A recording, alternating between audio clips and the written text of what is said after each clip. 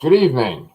I'm Anchorpete, and I'm here with my wife, Shari T. Shari T, how you doing? I'm good.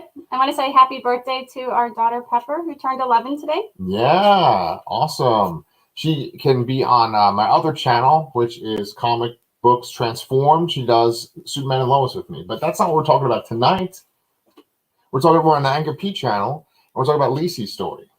Yeah, and if you have been following us regarding LISEY'S story and like hearing our analysis and want to comment or have thoughts of your own you want to share, please like and subscribe. Yeah, that always helps. That always makes my day. Do it for Pepper's birthday. That'd be a great gift for her, and through her parents. Yeah, she doesn't really care, but yeah, it would help us. Yeah. So anyway, Pepper. Wow, her name is Shari. The sign says no swimming. Who put that sign up? I'm trying to remember what they said. No, so in the audience, the episode starts out with Scott Landon going to a signing, and it looks like a really awesome signing. Wouldn't you have loved to have gone to that? Yeah, he's treated kind of like a rock star, even though he's a writer. And I'm sure Stephen King would be similarly treated that way. But yeah, that looked really fun. Yeah. We've gone to something kind of similar for Neil Gaiman, which was in a huge auditorium like that. I am so very happy that you said that, because I was just about to say that. That when I've ever heard the term literary rock star or writer rock star, it's been associated with Neil Gaiman, But yeah, Stephen King, I think that if they had that kind of showing at like the Paramount Theater in Austin or something like that, me of, yeah, then there would be a line outside waiting to see him.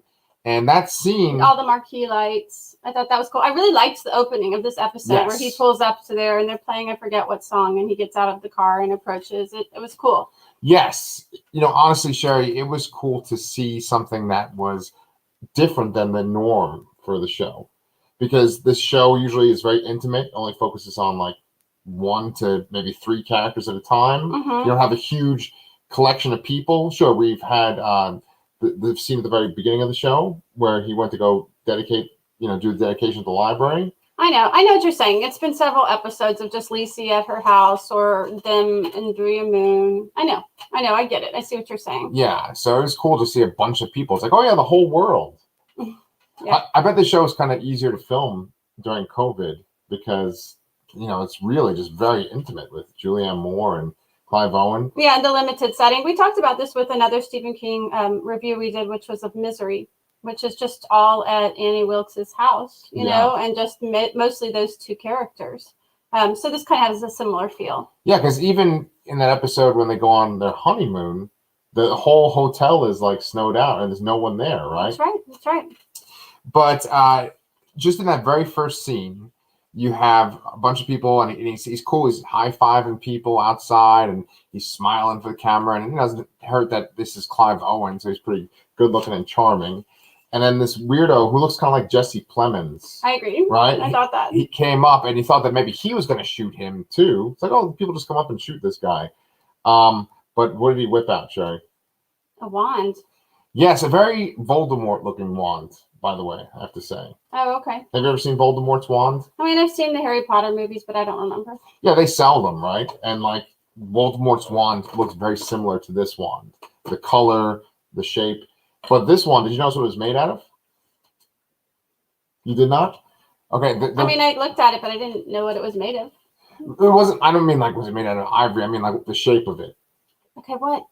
It was shaped like bodies, like the Long Boy. Oh. Yeah, I thought that was really intriguing. And they just start to play like the Long Boy sounds when he was looking closely at it. I did notice that it must be somehow related, but I didn't realize why.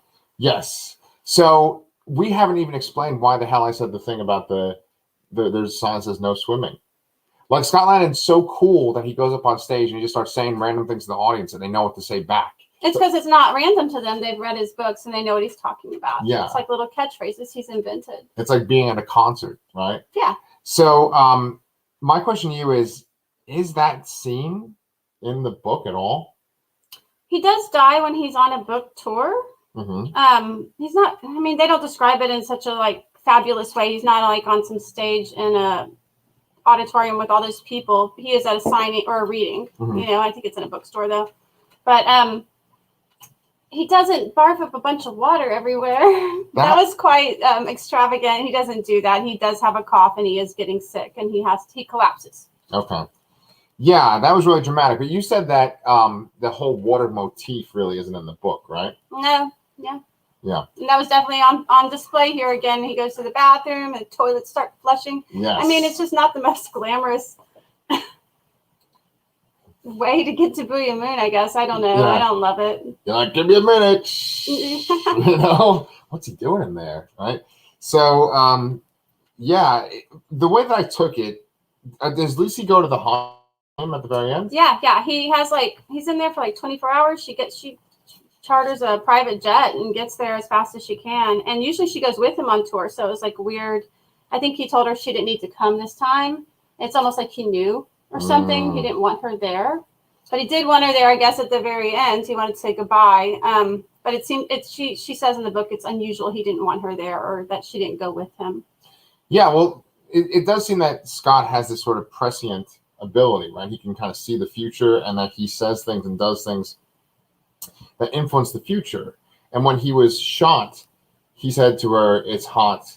Can we get some ice cubes?" Mm-hmm. And then she asked for ice cubes, and that made the nurse leave. And then it was just her and him together in the room.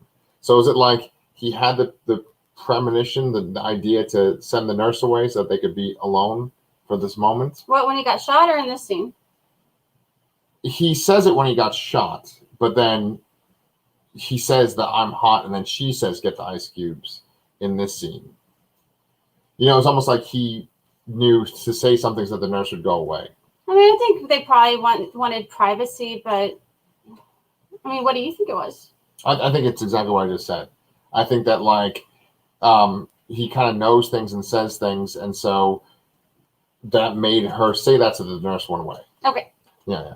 So anyway, I don't know if you could explain this without giving spoilers, but I kind of took it like essentially his time was up, and that maybe the long boy, I don't know if this is explained in the book, but it seems like the long boy is kind of like a metaphor for death, or it's like, your time is up. The long boy was blocking Scott from getting to the pool. Right, and he tries to go, which I think is kind of interesting, and that he says this in the book too, where on the flight there, he started feeling sick, and the whole time going to this book tour leading up to it, he tries to go to Booyah Moon several times to try to deal with whatever is ailing him, and he can't get to the pool because the long boy is just always blocking him, and that seems unusual. His whole life, he's been able to go and get to the pool. Why is it every time he tries to go this time, the long boy's there? I mean, to me, it just means that death is imminent. There's some things you can't escape, like the Grim Reaper's knocking at your door. I have to say, I can't really give any answers. In the book, I'm not clear why he died.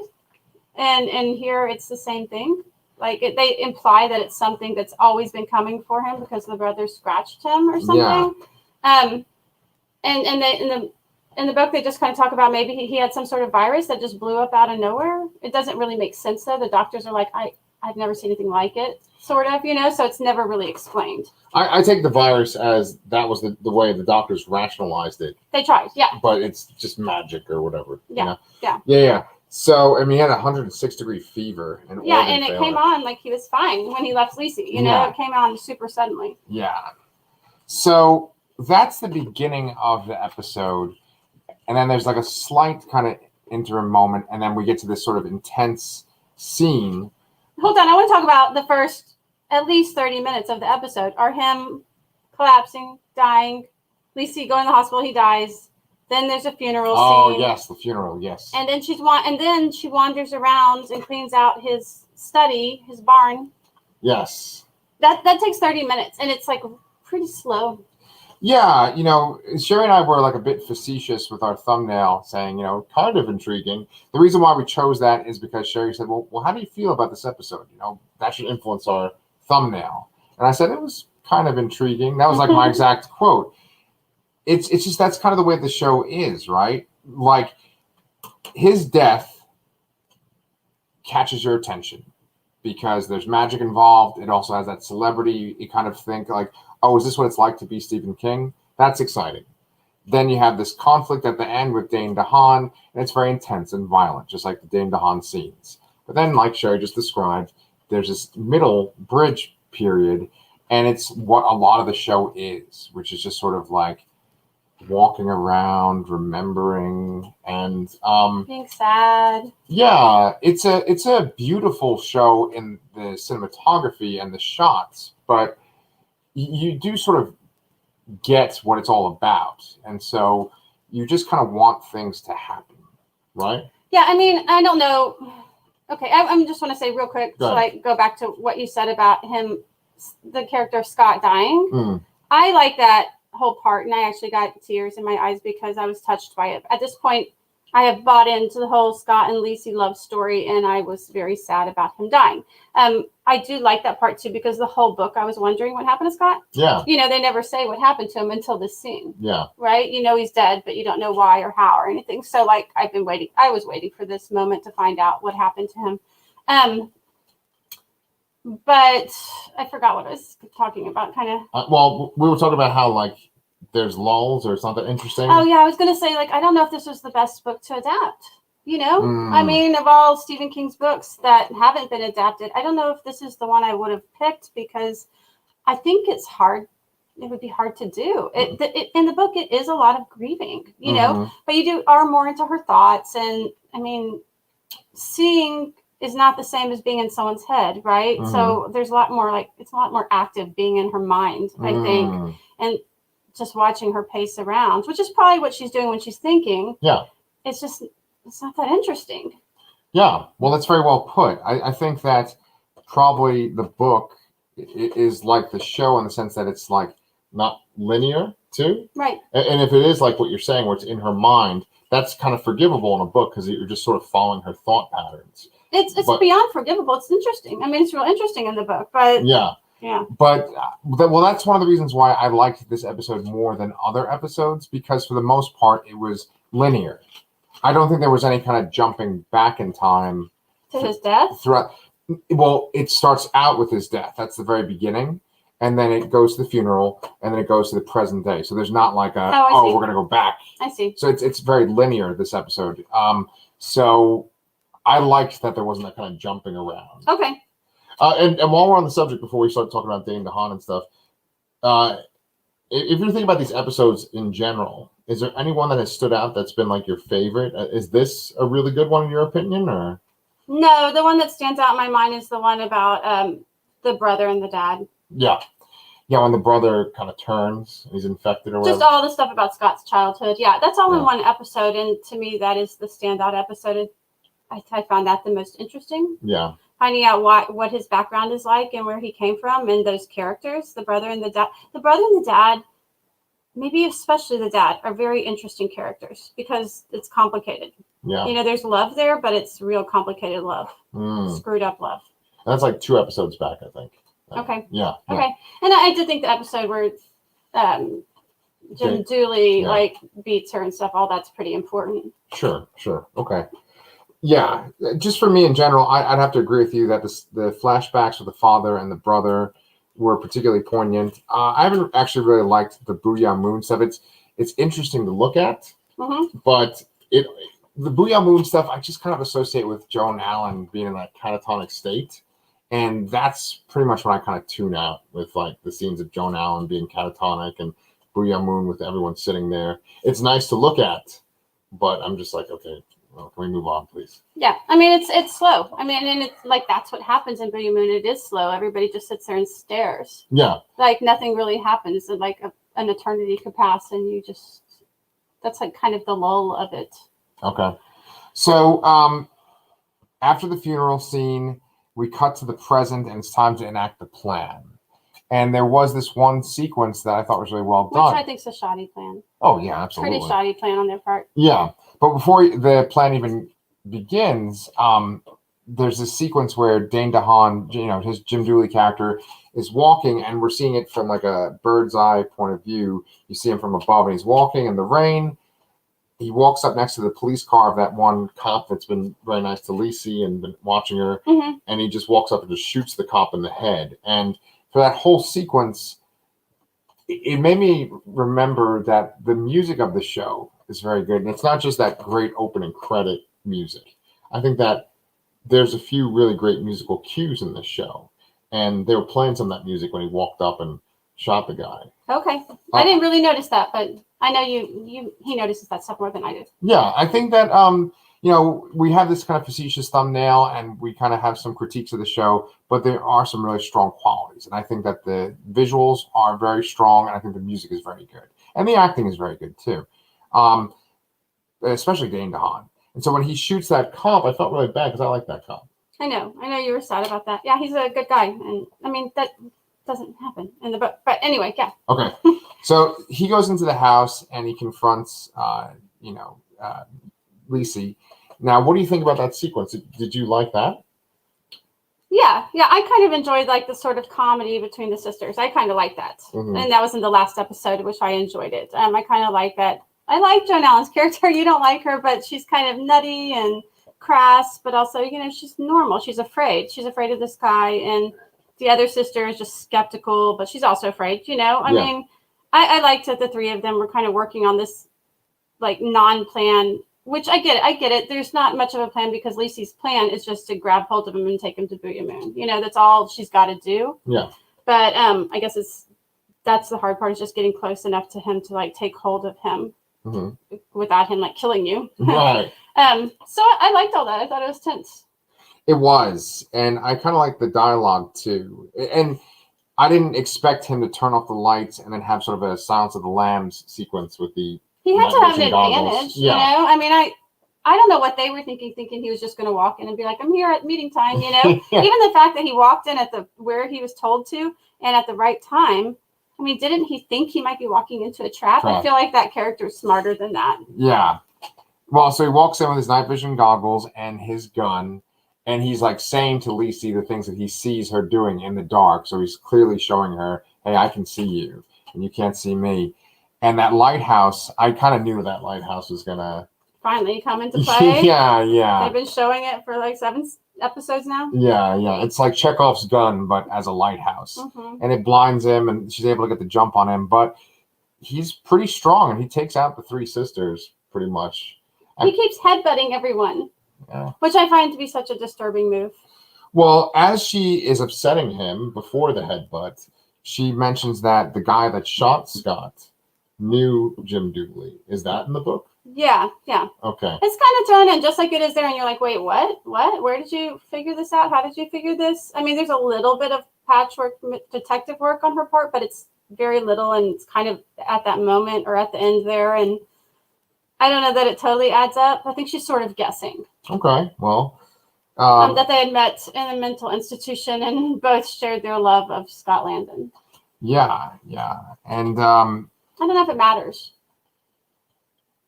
Probably not in the long run. It's not like they hatched a plan together or anything. It just makes things seem like a little bit more complicated than they actually are. Maybe it's just something to do with like coincidences and things like that. So, they do mention that. Right. She does that speech that he did, like, I think 2 episodes ago about the dog. Mm-hmm. You remember? Yeah. The notes from his editor. It's kind of funny because even though Lisey's not the writer, she does quote a whole bunch of things about writing as she's like doing her plans and reminiscing. Yeah, she's been living with Scott all these years, and it's all rubbed off on her. Exactly. So, Jim Dooley's rubbing off on her neck with his hands. He's choking her to death, and she's able to take him to Booyah Moon. And that is where this episode ends off, with the long boy making his way to them. Yeah. I was excited when they finally got there because, I kind of figured out that's what she's going to do, Yeah. And that's kind of an exciting, to me, punishment for Jim Dooley. I'm like, oh, he gets to get eaten by the long boy because we've seen, it's a scary creature, right? Yeah. Like I like that idea a lot, and it reminds me of like, I don't know if you're familiar with that movie, The Cell, where Jennifer Lopez goes into the mind of a serial killer. Vincent D'Onofrio. Right, and then the serial killer goes into her mind, and like how they have to enter each other's worlds and like what they can do to each other in each other's worlds. She's taking him to kind of a world that she's familiar with and that he's not. And so she has the advantage now. I like the idea of Lisey, gaining agency this way. She's finally in control, whereas all along she's kind of, she's just been kind of treated like a weak woman who's like a sidekick to Scott, not important. And that's been going on a lot of the time in her life. And finally, she's in charge now, and she has to take care of herself. Scott's not going to save her anymore. He showed her some things, but now she's got to do it herself. Yeah, and Jim Dooley does say a bunch of misogynistic things to Absolutely, her, too, right? yeah, and like, he is. He's choking her. Even when he's in Booyah Moon, he's saying misogynistic things to her, right? Yeah. Like, you're just the wife, I'm a prophet. Yeah, and they talk about in the book how he calls her Yoko. Yeah. Which I think there's some similarities, of course, to John Lennon, who was assassinated by a crazy fan, right? Right. Like, just the idea that fans blame Yoko for all the problems the Beatles have, which probably isn't even close to the truth. But, that's how he sees Lisey. Right. Just this not important thing. When to John Lennon, Yoko's probably the most important, whatever. Like, right. Who knows, what their life was like. And to Scott Landon, Lisey is the most important thing. Of course. And there's no respect for that. He was in the darkness, and she grabbed hold of him and saved him. Yeah. So, Shari, there's always a moment when we're about to go to bed, and we're in bed. Oh, it's getting a little personal. But then you say to me, oh, man, we didn't talk about this. Oh, man, we didn't talk about that. Yeah, I do that a lot. Yeah. Is there anything you're thinking of that? What did you think of when they got to Booyah Moon? Did you see that coming? Did you know that was her plan and know that's how she hopes to bring him down? Yeah, I kind of thought that would be the case. I didn't think that they would physically incapacitate him and win. I thought that maybe one of the sisters might die, and I don't know, maybe they still might, but I did figure they would end up there. Yes. Okay. And I thought that syringe might play a role. Like that syringe, just like the lighthouse, is like Chekhov's gun. Where it's like, okay, we keep seeing the syringe. Did you notice when she got to Booyah Moon, she got the shovel she had left there? Yes, of course. Yeah, the shovel is so prominent. They show it multiple times in almost every episode, and then it's in the main credits quite a bit. Yeah. So she's by the end of this episode, she's got the shovel, and I like that because that's how she took out the other guy. Yeah. So there's a little bit of coming around the circle or whatever. You know what I mean? Of course I do. Foreshadowing. And then it's paying off. I was thinking coming full circle type thing. It happened then, it's happening again. Oh, I see. Yes. I didn't express myself properly, but so what I thought when they got to Booyah Moon is I've been waiting for this. This is kind of the climax of what they're going to do about Jim Dooley, this big problem that she has. Yeah. But then they got there, and she's running around yelling. Oh yeah, and it's like singing a song there. And he's over there yelling, and I'm like, he can't. What's going on? Because in the book, she tackles him, and they fall in there together. There's no searching for each other. Yeah, he had his hand on her throat. Yeah, it's kind of like, why are they? I thought that went on a little too long. There's a lot of dragging it out. Okay, of course. This is another thing. While I don't think this was the best book to adapt because it's kind of a difficult thing to put on the screen, I think. It also, I think they stretched it out too long. Oh yeah. That's why there is so many slow moments, because they have to fill the time and the space. If this was 6 episodes, maybe this would be faster moving. I think 5. Okay. Okay. I think 5 you could do it. I just think when you get to Booyah Moon, it should be action. It is in the book. It's it's happening now. Things are going on, and they drag it out some more. So yeah. Well, that's what I've noticed with Stephen King is that when you have that sort of that final act action scene, it's very quick and brief, and it's chaotic. There's so much build up to it, and then you're like, oh, what's going on, and then it's over. I guess that's how action is. It happens quickly. Yeah. I haven't read nearly as many Stephen King books as many of his fans, but that's a great example of the Wolves of the Kala. The whole book is preparing for this gunfight, and the gunfight's 7 pages. And then this other book, which is really great, by the way, Revival. It leads up to this one moment, and it just kind of shifts gear, and then it's 5 pages of this crazy Lovecraft stuff at the end, and then the story's over. You're like, what? Well, the way you can describe some things in books, people's thoughts and things, it's harder to describe action in a book. Mm-hmm. It's easier to see. Mm-hmm. So it's kind of the opposite of the way it is when you view it. Yeah. It's easier to show action and see it with your eyes than to describe it in words. Yeah. So I just think that's part of writing. But I did want to say, what did you think of the fact that there's a story out there, Lisey's story out there? Uh-huh. They reference the title, but it has an actual story for Lisey. Well, I thought that was cool. It's very meta, oh, okay, Lisey's story. It could be the solution to everything, right? And so, I like it that the title of the book has more than just, well, the story happens to be about Lisey. Mm-hmm. It's like now it's a part of a tangible thing in the story. Right. So I like that. Do you think it'll come into play? Maybe, I don't know. I guess so. If they mention it. Why would they bring it up? Yes. Okay, it's like I mean, sometimes they just have something so that it can be the title of the movie or something, you know? I mean, granted, I don't know what they're going to do on this like mini series, but in the book, it does matter. It comes out. I mean, you will find out what Lisey's story is. Oh, okay, cool. Then I guess since Spoiler? one episode left, I think we're gonna find out. Yeah, I just feel like that's okay to say. Cool. Yeah. Did you have any other things you wanted to bring up? No. Okay. Well, guys, we have one more episode of Lisey's story. You know, we always want to have some kind of fun content to review with you guys. If you have suggestions for what we should review next, of course, let us know in the comments. We're going to be looking into movies and then, of course, the next series for us to catch on to. All right. But until then, I guess we will see you guys next Friday. Thank you so much. Good night.